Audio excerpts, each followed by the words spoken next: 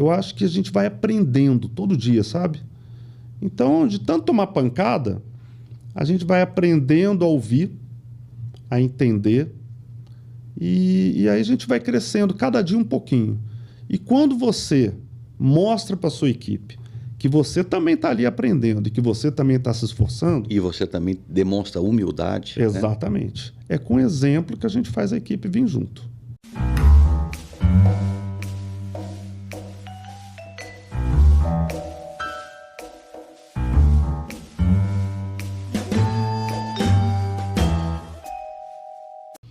Olá, seja bem-vindo ao podcast Pense Diferente. Eu sou o Luiz Borlamac.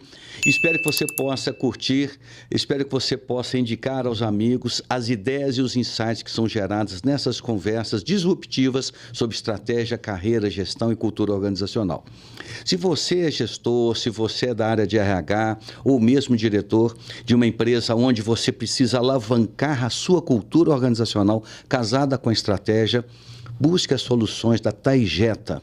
Taijeta é uma empresa totalmente orientada para tecnologia, mapeamento cirúrgico, gestão e evolução da cultura organizacional. Clica aqui, passa no QR Code e conheça as soluções desta empresa que já está sendo líder no movimento de transformação cultural em diversos estados do Brasil. Hoje nós temos uma pessoa muito especial aqui neste podcast e uma pessoa muito referência na área que ela atua aqui em Minas Gerais. Rogério Labriola, fundador e CEO da construtora Privilégio. Uma construtora com aproximadamente 600 funcionários e ele hoje é uma das referências, se não for a maior referência, em construção de altíssimo padrão de excelência. Quando a gente pensa em altíssimo padrão de excelência, você imagina todo tipo de pessoa que o detalhe faz a diferença. Então, você construir para estas pessoas, você tem que ter um modelo mental muito diferenciado e um modelo mental voltado completamente para a excelência. Então, hoje essa entrevista, se você busca hackear a mente de uma pessoa muito bem sucedida, que ela consegue entregar excelência para um público não perca esta entrevista. Então, Rogério, seja muito bem-vindo aqui ao podcast Pense Diferente.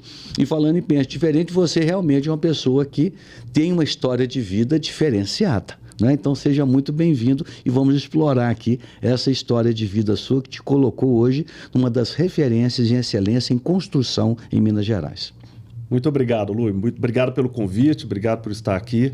Você é uma referência de amigo e de profissional, então te agradeço muito. Rogério, eu gosto muito aqui no Pense Diferente da gente começar batendo um papo sobre a história. As pessoas não chegam onde elas estão à toa. O sucesso ele não é uma obra de sorte, uma obra simplesmente do acaso.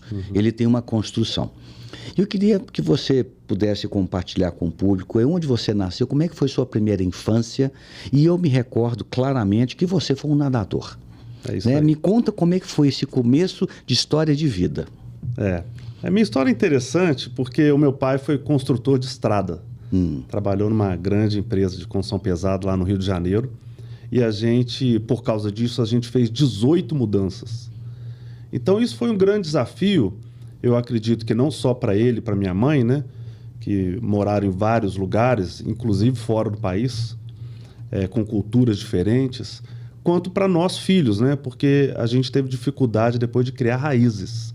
Então cada hora você estava estudando numa escola, cada hora você estava numa cultura diferente. Então, lá em casa, por exemplo, eu e meu irmão nascemos em São Paulo. E minha irmã nasceu no Rio Grande do Sul, nasceu em Caxias do Sul.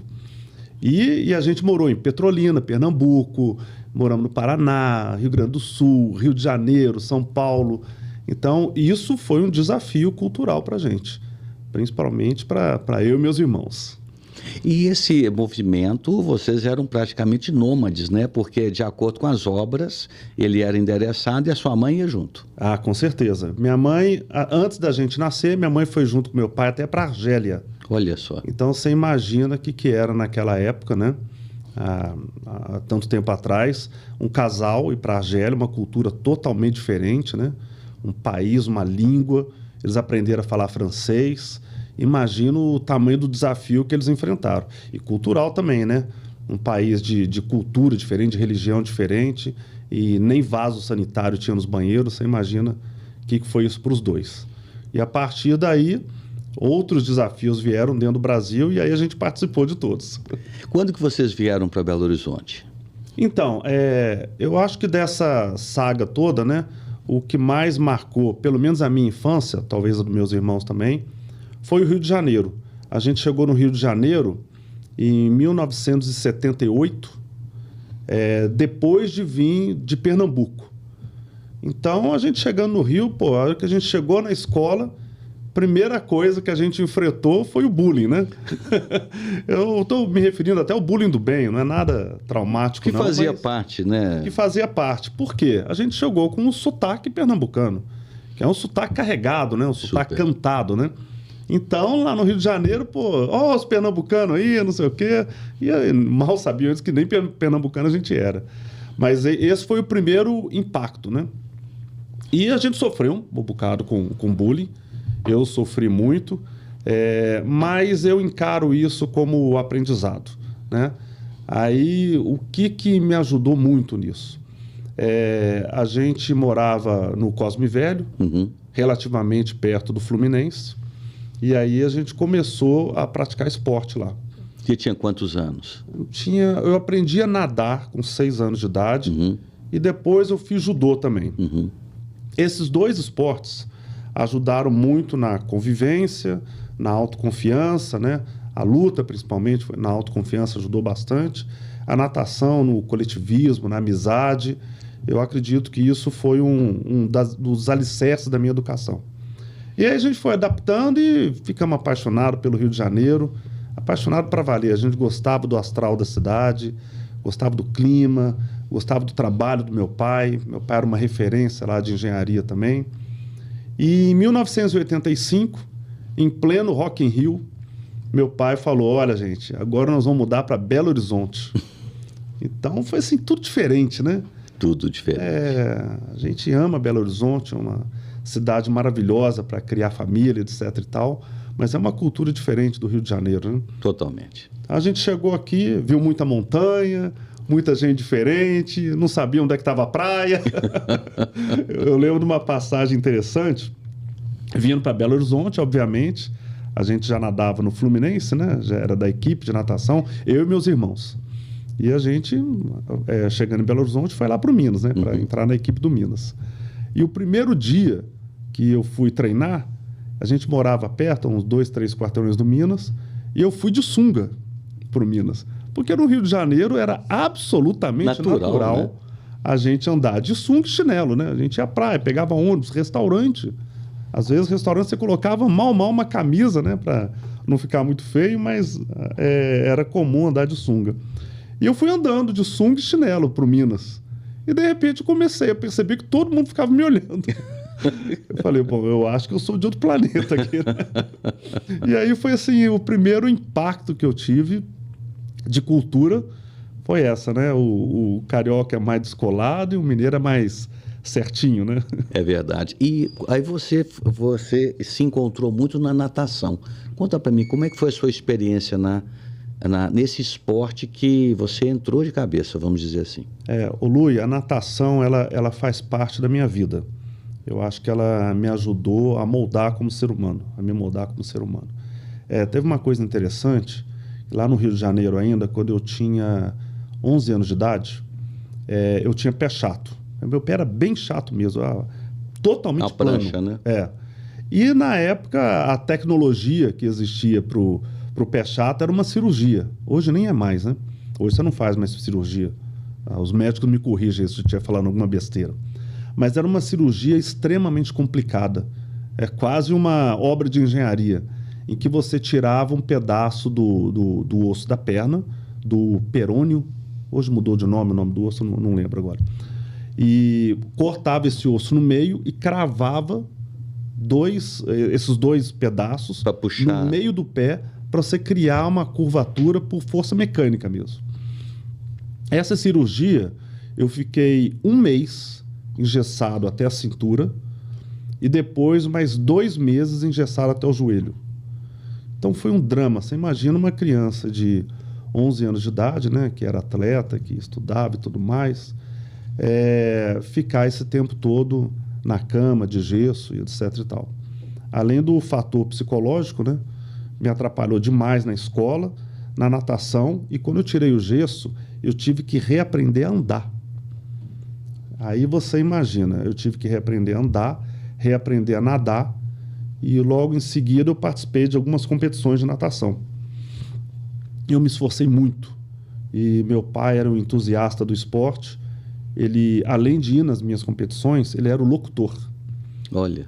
Então, a gente ficava até um pouco com vergonha, né? Porque a hora de falar o meu nome da gente, ele ficava mais alegre, né? Mais entusiasmado. Tinha um peso maior, né? Pô, e eu era um perebinho, né? Ainda mais com a perna toda complicada. E aí teve uma competição que eu me esforcei muito e até melhorei meu tempo. E eu fui o último colocado. E aí eu cheguei em casa, poxa, triste pra caramba. Pô, fui o último. Aí meu pai falou, você foi o último, mas você melhorou o seu tempo. E você deu o máximo que você podia. E como ele era da organização, ele levou uma medalha para mim. Uma medalha pequenininha. E essa medalha eu guardo até hoje. E é ela que me alavancou eu continuar no esporte, né? E aí depois fui seguindo, depois vim para o Minas. Minas me acolheu muito bem. E qual que era a sua modalidade? Eu nadava a prova de fundo, né? As provas de resistência. Talvez até por esse período de recuperação longo que eu tive que ter, né? Crawl? Crawl, é. Crawl. 1.500 metros nado livre. E acho que por causa dessa falta de força que eu tinha nas pernas, eu precisava ter outra força, que era a resistência. Então, quando eu cheguei no Minas, eu entrei para a equipe do Minas, me adaptei muito bem. O mineiro tem uma facilidade incrível de fazer amizade, né? Isso foi em 1985, e eu tenho a equipe de natação dessa época. Eu tenho 6 grandes amigos que a gente se encontra todo mês até hoje. Olha só. Durante todo o processo de natação a gente estava junto. Depois que a gente parou de nadar, a gente continua encontrando todo mês. Então virou uma irmandade. Eu acho que o esporte, ou a questão mais importante do esporte, talvez seja essa. Esse espírito de união, de força, ele é muito catalisador, né, no esporte. Eu acho que além da disciplina e da autossuperação, né, você está comprometido com aquilo, eu acho que essa união de quando você pratica esporte junto com outras pessoas, você cria uma relação tão próxima que você ganha amizade para o resto da vida. Eu tenho essa impressão. Você ficou no esporte, e aí como é que foi a sua jornada profissional e a transição do esporte para isso? Então, eu fui um atleta de nível brasileiro, mas eu nunca consegui ganhar uma medalha em campeonato brasileiro. Mas eu fui finalista de Troféu Brasil, que é a competição mais importante do Brasil. Então, isso me permitiu nadar até os 20 anos, até os 19 anos de idade, mais ou menos. E aí, pô, já estava fazendo faculdade, fazia engenharia, eu estava vendo que era complicado, porque meu primeiro treino era 5 horas da manhã. De 5 a 7, eu nadava 6.000 metros, ia para a faculdade, depois comecei a fazer estágio, de noite eu voltava para o treino, nadava mais 10.000 metros, chegava em casa, jantava e ia dormir. Então... Todo dia? Todo dia, inclusive sábado, né?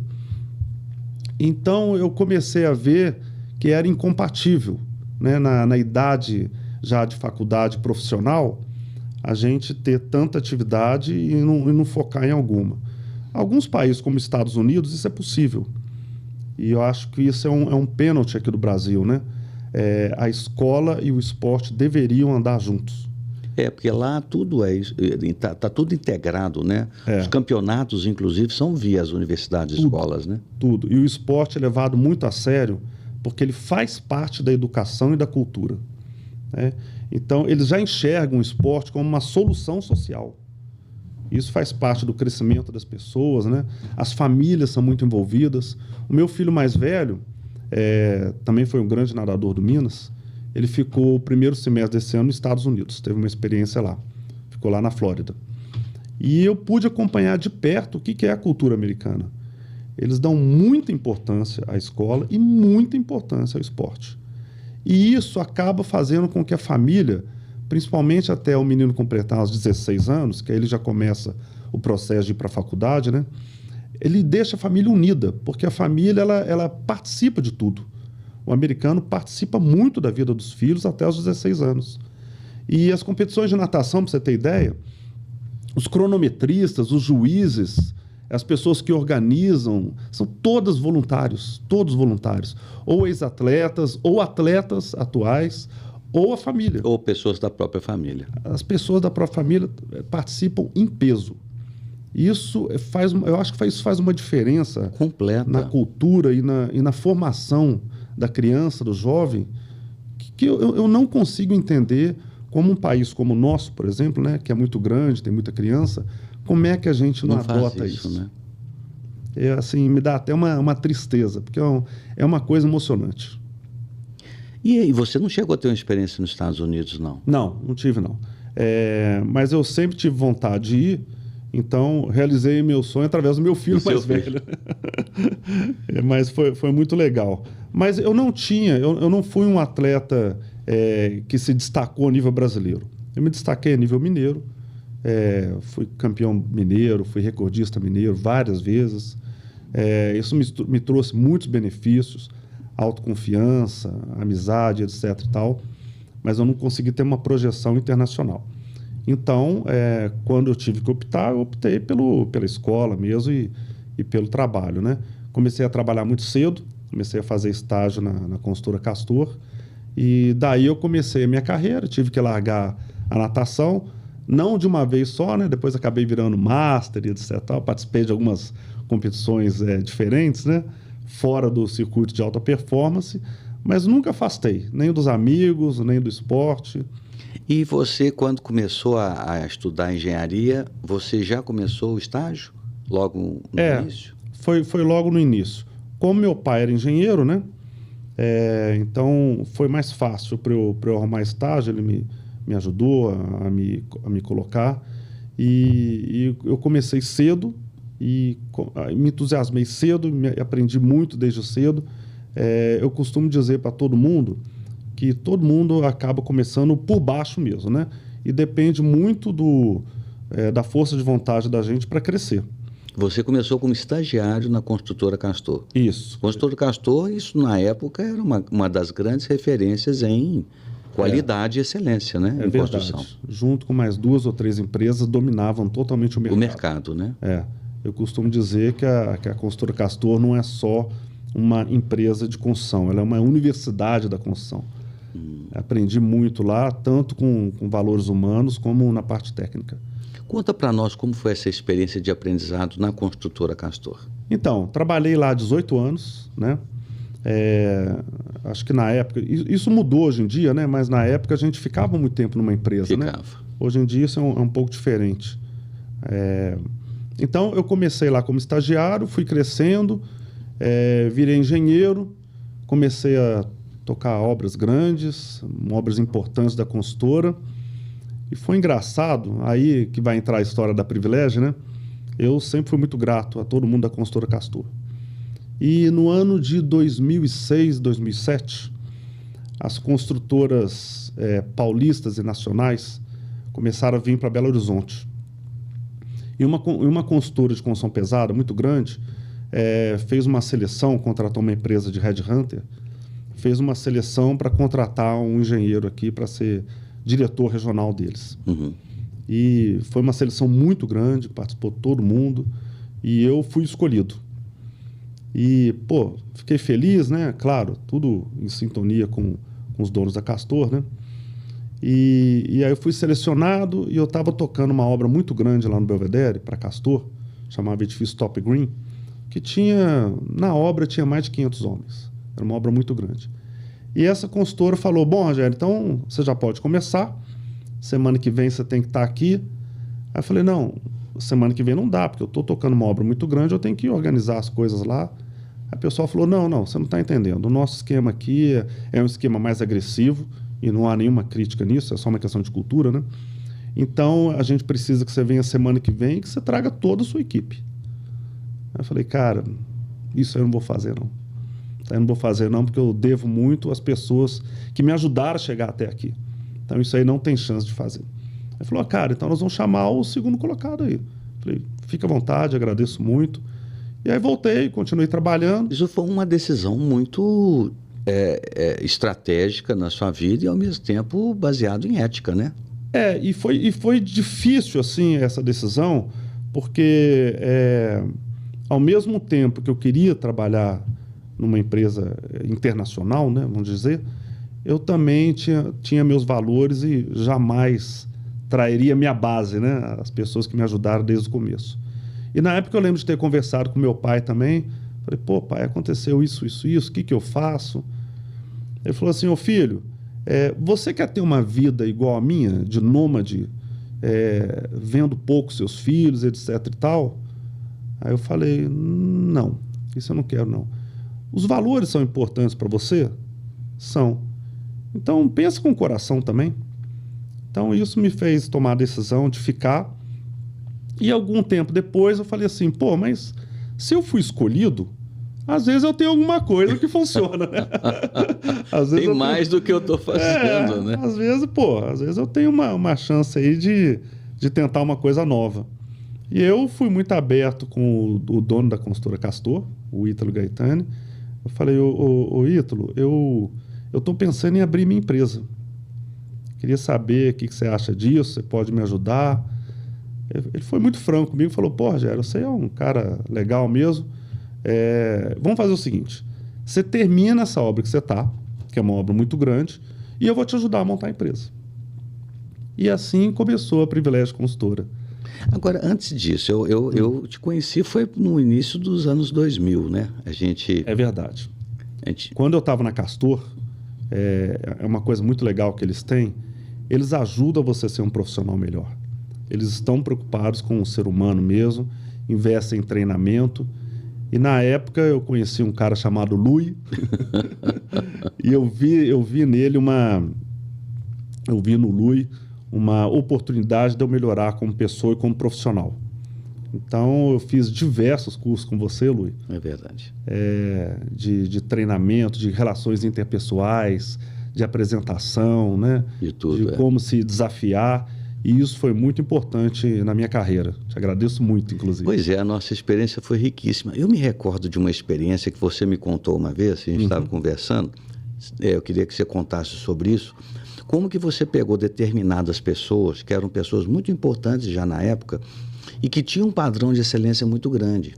Eu me recordo que você estava fazendo o prédio onde, na época, o Falcone comprou um apartamento. Você lembra disso? Que memória boa, hein, Luiz? Não lembra? Exatamente. E aí você me contou como foi a sua experiência com o Falcone nos mínimos detalhes. Você pode contar para nós como foi o aprendizado seu nessa, por exemplo, com o Falcone? Vicente Falcone é um ícone, né? É o cara que trouxe a qualidade total para o Brasil. Ele aprendeu lá no Japão e trouxe para o Brasil.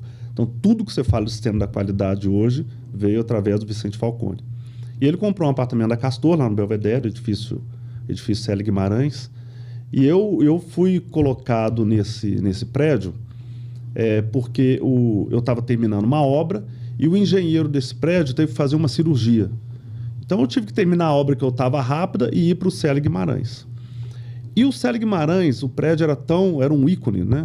Tinha tanto apartamento bacana e tinha tanta modificação, personalização para fazer, que era um desafio terminar a obra. Cada um queria fazer do seu jeito. Exatamente. Então, a gente teve que esforçar muito para entregar a obra no cronograma, e eu tive que reunir minha equipe e mostrar para eles que era um desafio para todo mundo. E foi na mesma época que eu estava fazendo o curso. E um dos clientes era Vicente Falcone. Falei, caramba, como que eu vou mostrar o meu trabalho, né, para um cara que sabe tudo disso, né? E aí foi com muita conversa, e ele me dando os toques também, que a gente conseguiu fazer um trabalho, também com a ajuda sua, para motivar toda a equipe da obra, o que não é fácil, porque na construção civil a gente trabalha com todas as classes sociais. Todas. É uma coisa muito interessante. É aquele cara super humilde, né? Até o cliente, que é o cara que foi abençoado aí com as maiores riquezas, né? Então, eu chamei minha equipe e fui repassando para eles tudo que eu aprendi nos cursos com você, né? E fui dando metas, incentivando, ouvindo as pessoas, coisa que não é fácil na engenharia, né? Não. A engenharia ela é muito dura, né? É como se fosse assim, eu formei, você não, então você tem que seguir o que eu estou dizendo. Ela tinha assim, a engenharia antigamente, tinha uma coisa quase militar, assim, sabe? Hierárquica mesmo, né? Um manda, outro obedece. Pô, e a sociedade foi evoluindo, as coisas foram mudando, né? A gente foi aprendendo que os mais novos têm muito a contribuir, né? A experiência dos mais velhos também. Então, eu acho que se não fosse essa percepção que eu aprendi nos cursos, né? Em diversos cursos, principalmente com você, eu não tinha conseguido entregar essa obra no cronograma. E no final, o Vicente Falcone foi uma das pessoas que me elogiaram e agradeceram. Isso me deu uma satisfação enorme e me deu uma autoconfiança enorme também. E esse período da construtora, como é que foi a transição quando você decidiu falar, agora eu vou empreender? Porque nem todo engenheiro tem, vamos dizer, esse ímpeto. Tem os que têm a vontade e não têm a coragem. E tem ainda os que têm a vontade e a coragem, mas não têm o capital. Como é que você fez essa transição? Luiz, eu te confesso que eu não tinha nenhum dos três. Foi engraçado isso. Teve um arquiteto também que foi um grande incentivador meu, chama Leonardo Rotzen. Ele que sugeriu que eu montasse uma consultora, eu acho que ele via que eu tinha uma habilidade para lidar com esse público. O Ítalo Gaetano da Castor, que acreditou em mim. E incentivo de pessoas amigas, os mais próximos, né? Você desenvolveu ao longo da sua carreira na Castor uma habilidade grande para lidar com um público de altíssimo padrão e excelência. Exatamente. Você acabou se especializando sem ser sua intenção. Exatamente. Foi por aí mesmo. E aí, no final das contas, um amigo meu me chamou para ser sócio para montar essa empresa. 2 amigos, Felipe e Oswaldo. E eu fui meio na cara, na coragem, falei, pô, eu tô novo, é a única oportunidade que eu tenho, vamos lá, se der errado, volta, né? Você estava com quantos anos, mais ou menos? Eu estava com... Puxa vida, foi 2007. Eu estava com 40 anos. 40. Então foi meio no susto, né? Eu comecei a Privilégio com uma mesa e uma cadeira emprestada. Esse foi meu capital inicial. E o conhecimento, né? Que é intangível. Claro, né? E o conhecimento, né? E o que você falou, é claro que a gente tem que ter coragem, né, para sair da zona de conforto. E é claro que o único caminho para você evoluir é com muito trabalho. Não existe outro caminho. Tem muitas coisas que ajudam, né? Pessoas que acreditam em você. Eu acho que a gente nunca deve se esquecer das pessoas que acreditaram em você no começo. A gente nunca deve esquecer, porque aquele cara que acredita em você no começo é o cara que acredita na sua pessoa, né? Porque a gente não tem mais nada. Exatamente, no seu nome. Então, eu acho que essas pessoas nunca podem ser esquecidas. Então, por isso que eu acho que a gratidão é a base para muita coisa. Fora isso, Lu, é muito trabalho você tentar se redescobrir o tempo todo. E como foi o primeiro empreendimento seu? Então, aí eu montei a consultora, né, a Privilégio, e a primeira obra que a gente pegou foi uma casa no condomínio Vale dos Cristais, uma casa grande, que quem ajudou a captar foi o Leonardo Rotzen, esse arquiteto. E eu fui no cliente e falei, pô, eu sou um cara que tem muita experiência em prédio. Aí o cara falou assim, mas você nunca fez casa. Eu falei, eu sei, mas o conhecimento que eu tenho em prédio, eu vou aplicar todo em obra de casa. E obra de casa era uma obra muito amadora, sabe? Até então. E ele falou, pô, você fez os prédios bacana mesmo, você trabalhou na Castor, tá bom, eu vou acreditar em você. E esse cara me deu a primeira oportunidade. E a obra foi muito bem. Desde a fundação, a gente ia começar a obra, a casa, para você ter a ideia do tamanho, tinha 140 tubulões. Que isso? Né, manuais. Aí eu falei para o cliente, cara, dá para a gente fazer isso com estaca. E aí viramos o projeto para estaca e fizemos toda a fundação da casa em 2 semanas. Olha só. Isso chamou a atenção do mercado. Todo mundo começou a olhar, falou, mas dá para fazer estaca em casa? E aí começou a chamar a atenção. Em seguida, a Castor Alicerce e a Ápia subempreitaram uma obra para mim, num condomínio, uma obra grande. E aí um cliente foi chamando o outro e vamos embora. Formou o capital. Exatamente. Aí, 10 anos depois, eu juntei uma grana e falei, agora eu vou voltar a fazer o que eu aprendi também, que são os prédios. Comecei a comprar terreno e fui bater na porta de quem? Ítalo Gaetani de novo. Falei, Ítalo, agora, você me ajudou aí no começo, fiz um monte de obra, agora estou pronto para voltar para os prédios. Ele falou, vamos embora. E começamos a construir junto. Então, hoje a gente tem uma parceria e a gente é sócio em alguns empreendimentos. Olha que bacana. E esse posicionamento da Privilégio, conta para nós, assim, como é que você foi trazendo esse público AAA para a Privilégio e também para as casas, né? Se eu não me engano, você hoje trabalha construindo casas a partir de 1.500 e 2.000 metros de quadrados de casa, né? A gente se especializou nas casas maiores. As casas grandes, né? Isso. Por quê? Porque esse padrão de construção tem muita engenharia envolvido. Então, às vezes, uma casa pequena, a gente tem outros players no mercado, né, que são mais... que tem equipes menores, etc. e tal, e às vezes não precisa ter uma engenharia tão sofisticada. Agora, esse tipo de casa, essas casas maiores, tem automação, tem grandes estruturas, tem casas que são maiores que prédios. Então, exige uma engenharia mais apurada, né? E a experiência, na engenharia, a experiência conta muito, porque você vai acumulando conhecimento, né? Então, isso faz muita diferença nas obras de casa, porque o que o cliente de casa quer? Ele quer o sonho dele realizado. E, às vezes, são sonhos complexos. Eu quero ter uma sala enorme, sem nenhum pilar aparecendo, janelas enormes, vãos de laje enormes. E aí você tem que construir a inteligência da construção, né, para sustentar isso. Né? Exatamente. Você tem que usar a técnica para fazer isso acontecer. Então, é um desafio. E o público, e esse público sabe disso. Eles sabem que para fazer as obras deles tem que ter muita engenharia, né? E além da engenharia, eu fui percebendo também que a questão do atendimento a esse cliente também era importante. A gente ter a humildade e a sabedoria para saber atender essa turma, né? Porque é uma turma que tem muito conhecimento de tudo. Então, você tem que ser humilde para mostrar... Você lida com grandes empresários, grandes ícones no Brasil, né? Exatamente. Nas suas atividades. Então, o nível de padrão de expectativa e excelência é altíssimo, né? Esse é o grande desafio da Privilégio. O nosso público é o público AAA e ele está acostumado com a boa prestação de serviço. Então, quando a gente pega uma obra, a expectativa do cliente ela já é muito alta. Você começa lá em cima a expectativa.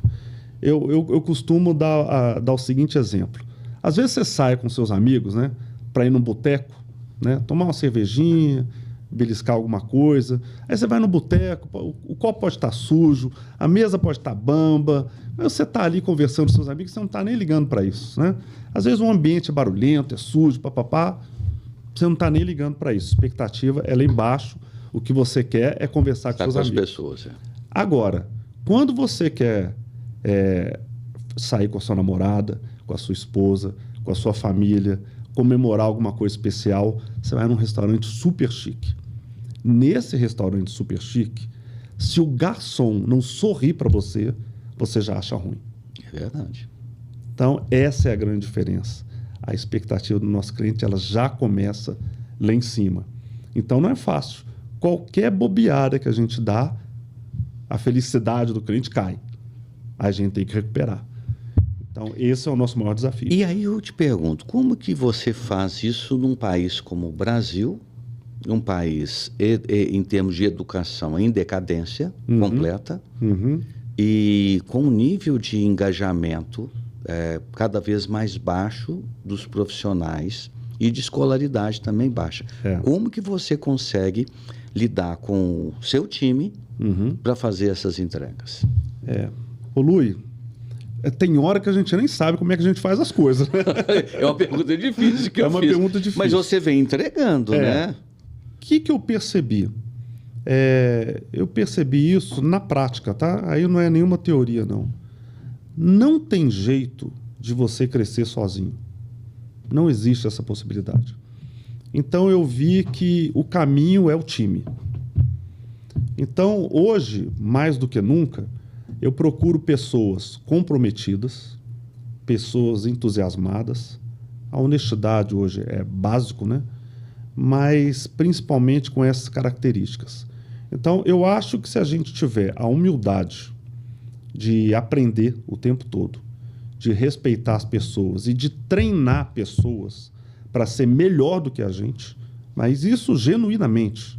Não é com conversa, né? Não é com conversa. Eu acho que esse é o caminho. E aí o que acontece? O cliente começa a perceber isso. Ele vê, às vezes, que tem uma pessoa que está em treinamento, mas ele enxerga o esforço, ele enxerga que também quem está treinando essa pessoa está sempre presente e enxerga o nosso nível de conhecimento técnico. Entendeu?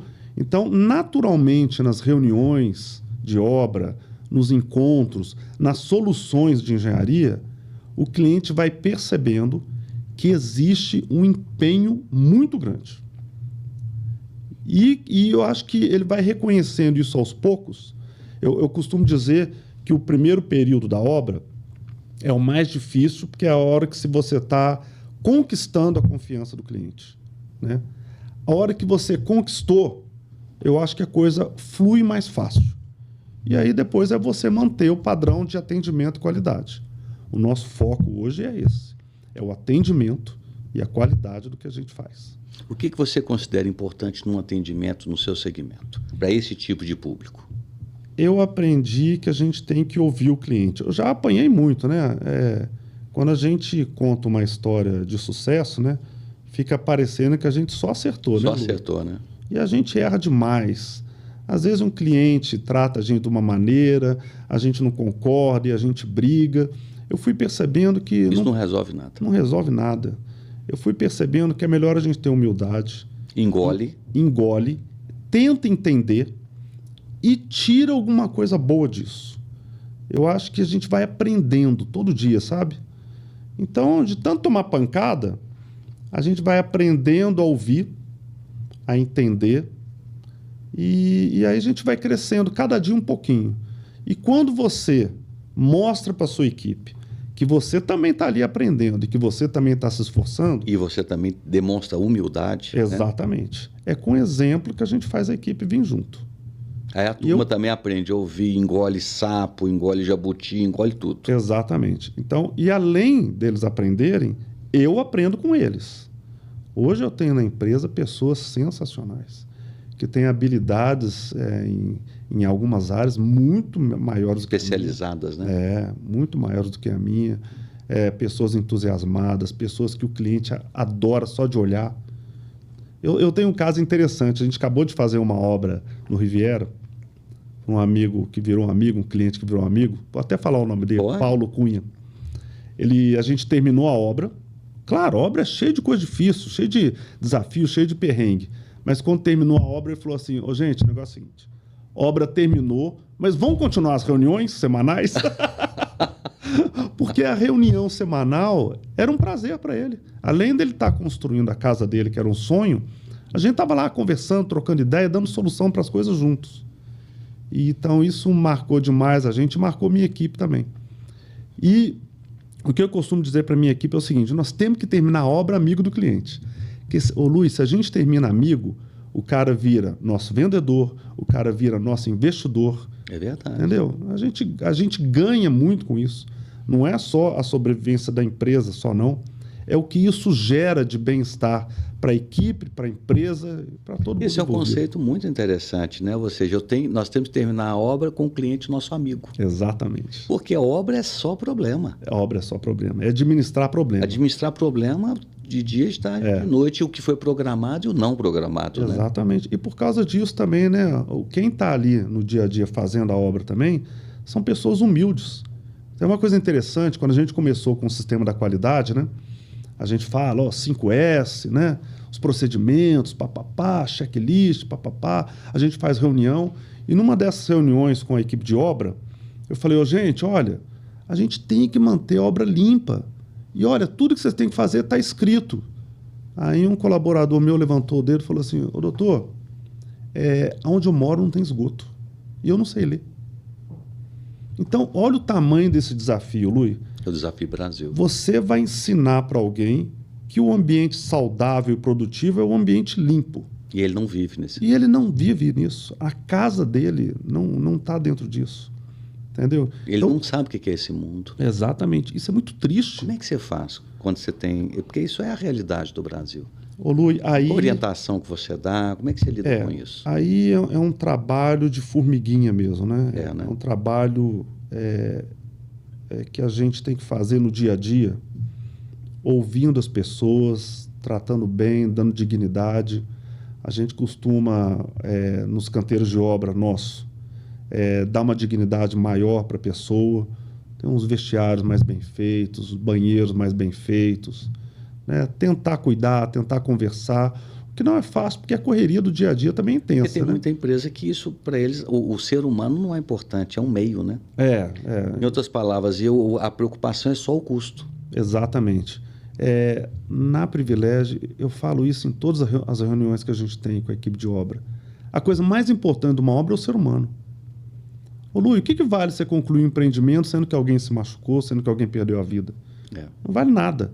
Então, o mais importante de qualquer empreendimento, em qualquer mercado, é o ser humano. É o motivo da gente estar trabalhando, é o motivo da gente estar construindo alguma coisa para o cliente, para o cliente final, que é o ser humano, e para quem trabalhando, que é outro ser humano. Seus funcionários, seu AAA. Exatamente. Interno. Exatamente. É um desafio, eu acho que tem muito caminho para a gente conquistar nisso ainda, né? A gente se esforça muito, mas está longe do ideal. A gente já investiu em educação, coisas pequenas. Vou te dar um exemplo. Agora, no final do ano passado também, eu falei assim, poxa, o que eu podia dar de presente para os mestres de obra? Fiquei pensando, dinheiro, televisão, papapá. Falei, eu queria uma coisa diferente, queria uma coisa que envolvesse a família. Aí a gente comprou uns ingressos para a apresentação da Orquestra Filarmônica, que é sensacional, quem não conhece deve ir, e demos para os mestres de obra. E com as suas famílias? Para ir com as famílias. E isso deu um resultado sensacional para mestres de obra, pessoal do escritório, porque eles foram no lugar que muitos não tinham ido ainda, vê um outro tipo de música. Olha que legal, a pessoa vê que não existe só aquela música que aparece no rádio, na televisão todo dia, né? Existe uma coisa elaborada, existe uma coisa que é uma apresentação mais formal, dentro de um ambiente legal. E as crianças adoraram. Olha só. Entendeu? As esposas adoraram. Então, eu acho que é isso, a gente tentar colocar para o ser humano que está ali trabalhando as coisas que a gente sabe que são boas. Eu vejo que no Brasil, quando a gente tem uma dificuldade com a mão de obra, com o entendimento, com a própria educação, uma das coisas que traz a excelência, além do cuidado, são processos e procedimentos muito bem feitos e explicados. Uhum. À medida que você tem processos, procedimentos, você encurta o período de aprendizagem, a curva de aprendizagem ela diminui e você consegue trazer um padrão de resposta a um resultado esperado. Você acredita que esse é um fator importante para o resultado na excelência do seu negócio? Sem dúvida, é um dos fatores. Por quê? Ter processo é sempre muito bom. Só que o tipo de obra que a gente faz é obra personalizada. Então não tem... Ela tem pouquíssima repetição.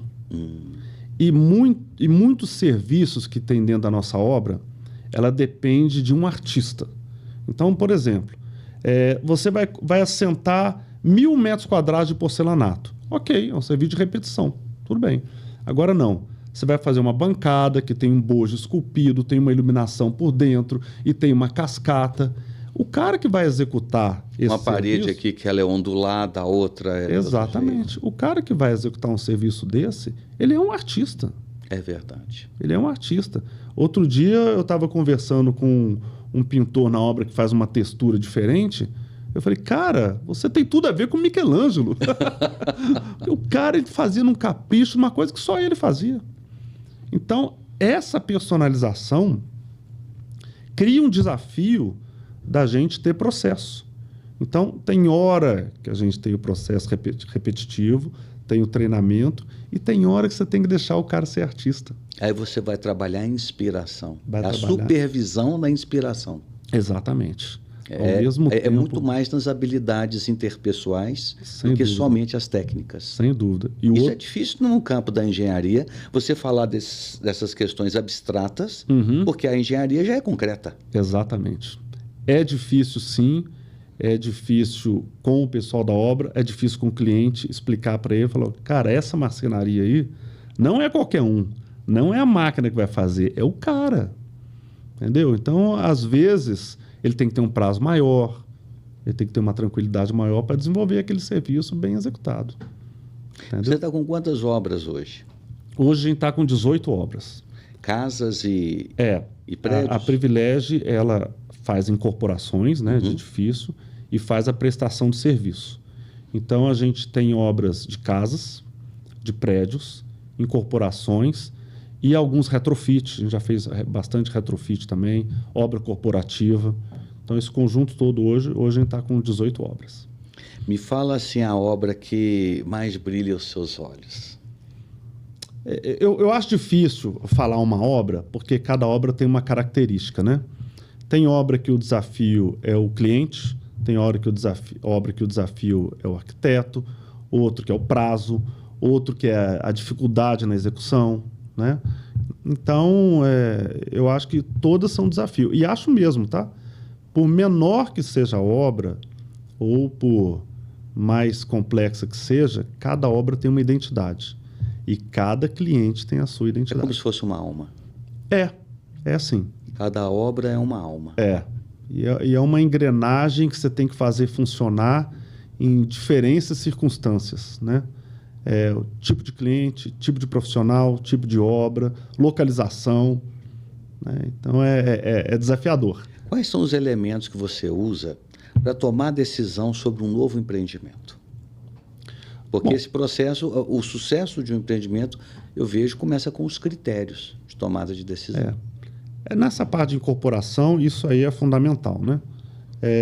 Claro que a localização, né, do edifício que você vai fazer, ela é super importante.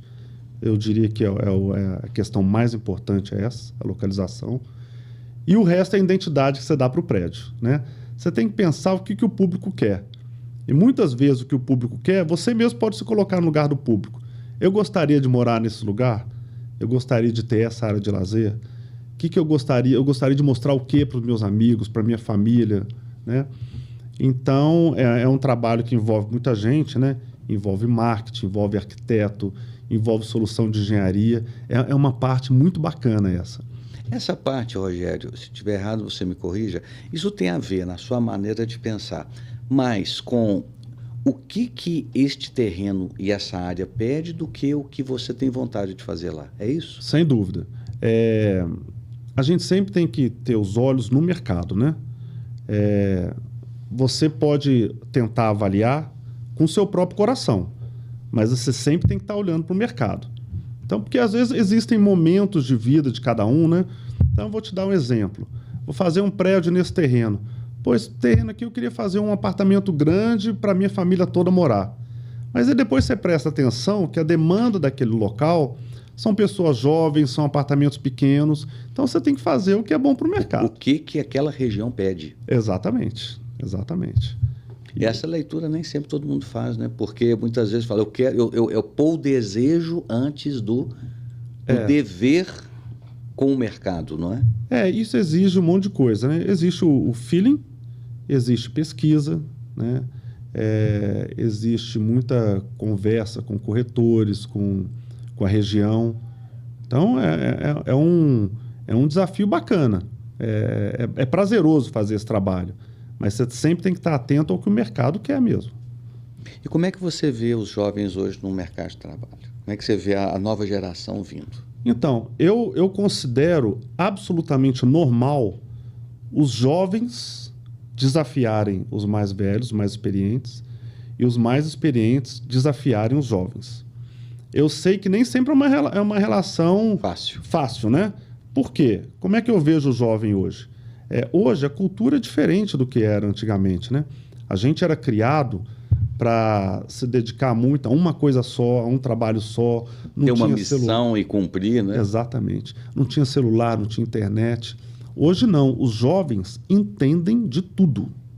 Eles são generalistas. Qual que eu acho que é o desafio para essa geração? É você conseguir aprofundar. Você entende de tudo, mas tem hora que você tem que parar e pensar no que você está fazendo. Eu acho que esse é o maior desafio. E qual que eu acho que é a importância do jovem? É criar ruptura mesmo. É questionar o que os mais experientes fizeram. E qual que é a função dos mais experientes? Testar para ver se a turma que está vindo empurrando está fazendo do jeito certo, né? Olha, por aí talvez não seja o caminho. Quem sabe, experimenta por aqui. Eu acho que essa mistura é que dá o resultado bom. E como que você lida com essa mistura dentro da empresa? Já que você trabalha com todas as classes e com uma diversidade, né, muito grande. Como é que você faz isso funcionar tendo um público extremamente exigente na outra ponta? Eu acho que é com muita conversa, muito treinamento, né, e mostrando para as pessoas que se a pessoa tiver entusiasmo e comprometimento, dá para a gente ouvir tudo que elas querem dizer. Né? Mas é importante ela estar dentro da cultura da empresa e dentro daquele objetivo principal, que é prestar um serviço de excelência. Né? Se a gente consegue pôr bastante pessoas da equipe com esse mesmo objetivo, com essa mesma energia, eu acho que eles mesmos vão caminhando no sentido... E vão contaminando também. Vão contaminando, vão influenciando os outros, né? O livro que você me mandou ler, né? Como influenciar pessoas, mostra muito isso, né? Isso. Que com exemplo, quando você tem um objetivo claro e você começa a colocar muita gente dentro daquele objetivo, eu acho que isso contamina positivamente. A equipe chega no cliente também. Porque a energia boa da equipe chega no cliente, ele percebe. E qual que é a sua visão hoje para o Brasil, como empresário? Ô Luiz, eu sou um cara que é muito patriota, eu diria. Por que eu acho isso? Porque quando eu viajo para fora, eu fico babando com o que dá certo lá fora. E fico doido para dar certo aqui. O que eu acho que são as diferenças? Eu acho que essa questão do esporte, por exemplo, eu acho que isso é um erro muito grande do Brasil não investir nisso. Que eu acho que isso faz parte da formação de uma pessoa e da educação. E depois, em volta disso, tem um monte de coisa, né?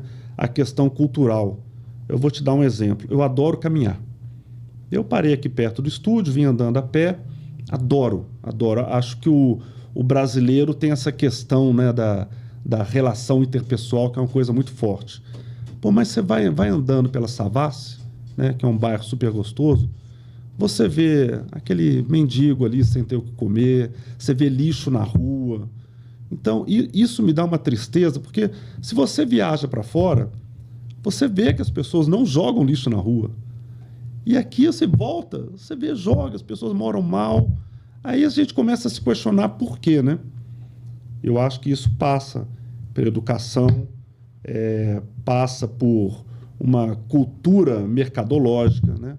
Nos países desenvolvidos, os empreendedores, né? Quem pensa diferente, são muito bem vistos, são apoiados, são incentivados.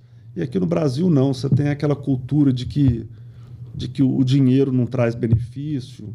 Que ser rico é ruim, que ser rico é mal. E se você pensar bem, o dinheiro é uma mera ferramenta. Ele é um instrumento de fazer coisas. O que importa é o que você vai fazer com ele. É exatamente isso aí. É só isso que importa, entendeu? Então, eu acho que essa cultura do nosso país, uma cultura muito dependente do Estado, né? Sem as pessoas entenderem que a solução está na gente mesmo. Está no indivíduo. Está no indivíduo. A iniciativa Ayn Rand. Ayn Rand. Revolta de Atlas. Exatamente. Eu sempre falo, o Estado ele tem o seu fator de contribuição, de catalisação, e ele pode servir muito bem à sociedade, desde que ele não queira controlar a sociedade. Perfeito. Eu pensei muito nisso, além de ler o livro Revolta de Atlas, né, que eu recomendo que todo mundo leia. Eu recomendo também. É um livro que muda a nossa mente. Tem um livro que chama Os Fora de Série, que chama o livro, do Malcolm Gladwell, que ele estuda uma série de pessoas bem-sucedidas, né? E tem uma série de coisas que faz o cara ser bem-sucedido, né? Cultura, um monte de coisa. Uma das mais fortes é a vontade, né? O cara que tem vontade, ele consegue superar quase todas as barreiras, né? Mas uma coisa me chamou a atenção, que é o seguinte: o cara que nasce numa família já consolidada, ele tem muito mais chance de dar certo do que alguém que nasce na favela. Isso acaba sendo uma peça da competição injusta. É verdade. Então, o que eu acho que é o papel do Estado? Regular isso. Tentar equilibrar isso. Exatamente. Ajudando, não é atrapalhando o bem-sucedido, não. É ajudando o que não teve oportunidade. Oportunidade, essa é a palavra. É isso aí. Ajudando o cara que não teve a oportunidade a ter essa oportunidade. Exatamente. E o caminho disso é escola e esporte. É isso aí. Se você pegar todas as escolas públicas do Brasil, deixar os meninos lá o dia inteiro alimentando, dando estudo e praticando esporte... uma boa educação, né? E uma boa educação, claro. Uma educação que a pessoa saiba português, matemática e não ideologia, né? Exatamente. Eu não tenho dúvida nenhuma que o país é outro em 20 anos, como aconteceu na Coreia do Sul. Só tem que ter vontade, né? Só tem que ter vontade. Porque o potencial aqui não falta. Olha, eu agradeço muito, nós estamos chegando ao final da nossa entrevista e você é um exemplo muito grande de que o país ele vai para frente, a sociedade vai para frente, o mundo vai para frente quando a gente busca mais e melhor. E o princípio da excelência é se a gente pode fazer um pouco mais, se a gente pode fazer um pouco melhor. Uhum. E esse um pouco melhor todo dia nos torna pessoas que a gente olha para a excelência. Quando você traz esta visão empresarial dentro do seu nicho de mercado, onde você tem o AAA, né? Uhum. como entrega, não tem como. A sua mente ela passa a se reproduzir em todas as suas frentes de ação na sua vida com o princípio da excelência. Sem e dúvida. O princípio da excelência coloca a sociedade num outro patamar. Exatamente. E se cercar de gente boa, né, Luiz? Tem tanta gente boa no nosso país, assim, se a gente puder produzir mais mentes boas, eu vejo, por exemplo, eu tenho muitos amigos que eu conquistei amizade através do esporte.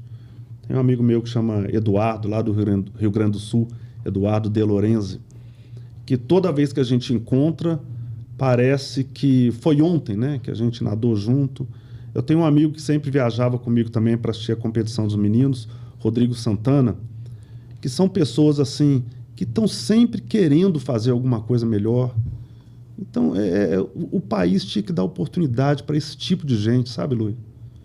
É isso. E tem muita gente boa que não está dentro das condições financeiras mais favoráveis, mas tem esse espírito. Né? A gente tem que enxergar e dar oportunidade. Sem dúvida. Nós estamos chegando ao final desse programa. Queria te agradecer muito você ter aberto um pouco mais da sua história, da sua vida e colocar um pouquinho para nós do que é a Privilégio, uma construtora que é referência no mercado dentro de excelência e padrão de construção.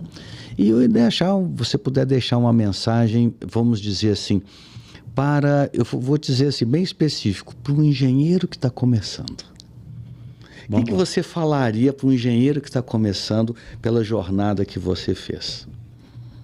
A mensagem que eu deixo para quem está começando, né, tanto na engenharia como eu acho que em qualquer mercado, né, é dedicação. Eu aprendi isso no esporte.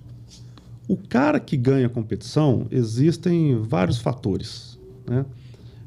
Mas o principal é a dedicação. Ele treinou um pouquinho mais. Tem que lembrar que o Michael Phelps, para ser campeão, ele treinou 6 anos sem parar, que o Kobe Bryant chegava antes de todo mundo no treino, que o Ayrton Senna, todo mundo ia embora, ele ficava lá treinando.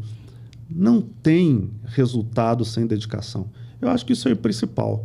O resto vem, fazer boas amizades, ter entusiasmo, ser humilde. Acho que é por aí. Muito obrigado mais uma vez. E se você gostou dessa nossa conversa com o Rogério Labriola, CEO da construtora Privilege, compartilhe com seus amigos, indique aqui o podcast para que as pessoas possam ver outros episódios que a gente teve e, obviamente, curte, né, a gente para que a gente possa estar trazendo cada vez mais a realidade que muitas pessoas não conhecem dentro de uma perspectiva diferente. Por isso que o nosso podcast é Pense Diferente e Faça a Diferença. Até o próximo episódio.